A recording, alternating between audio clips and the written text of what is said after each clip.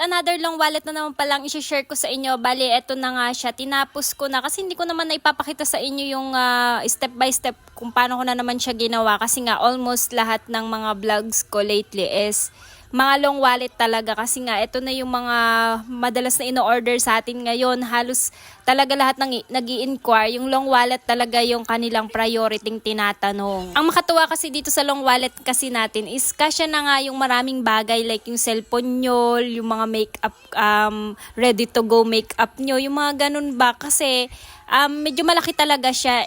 Ang size nito is 8 by 4 inches. Kaya kumbaga talagang kasya na talaga yung mga gusto nyong ilagay. So bali ito ay short vlog lang kasi parang almost packaging video lang talaga to. Dahil meron akong followers na nagpunta pa dito sa bahay para lang sabihin na ang haba-haba daw ng vlogs ko. Natapos na siya at lahat mag-CR, hindi pa daw tapos yung vlog ko. Kaya ewan ko ba kung followers ko yun o napilitan lang talaga dahil kapatid ko siya. Ayan, shoutout po sa kuya kong nagsi-CR sa tuwing binapanood po yung aking vlogs. Abay sabi ko kasi sa kanya wag na niyang panoorin kung nahahabaan siya. Sabi naman niya sayang daw at earnings ko daw yun. O diba supportive na medyo may pagka-basher. Anyways, back to the video. Wala kayong magagawa kung nagbablog tayo dahil dito tayo nakakuha ng customer. Opo. Katulad nga nung shinare ko sa inyo, kung napansin nyo rin yung pinost ko na nagbigay ako ng advice sa isang kapwa ko rin crocheter na nag-aas nga ng advice about sa pagbablog ko and also dun sa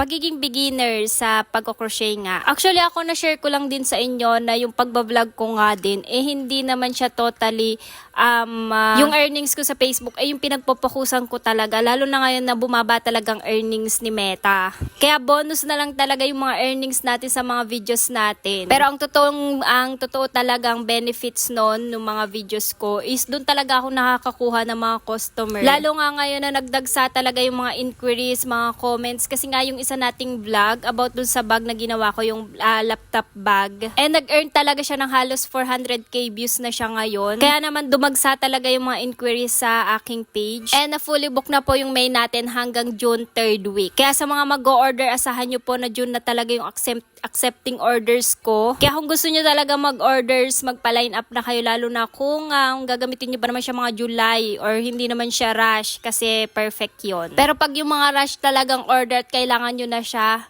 sorry kasi fully book na tayo. Iyon yung mga pagod na nakakatuwa talaga. Kasi nga looking forward na agad tayo, meron na agad tayong ine-expect na mga customers sa mga susunod pang araw. And nakakatuwa lang dahil nga yung mga customer natin is random din talaga yung mga ino-order nila. Ibig sabihin hindi lang yung napanood nila yung video ko na medyo nag-viral, kundi dumadaan din talaga sa FYP nila yung iba ko pang mga videos. May mga nag-order ng bags, wallets, yung blanket bouquet natin din. Halos 100k views na siya ngayon yung latest kong vlog about sa blanket bouquet. Kaya sobrang nakakatuwa talaga, as in sobrang laking tulong ng pagpo-post natin ng mga videos, ng mga vlogs. Kaya pinaka the best talagang advice, just keep on sharing.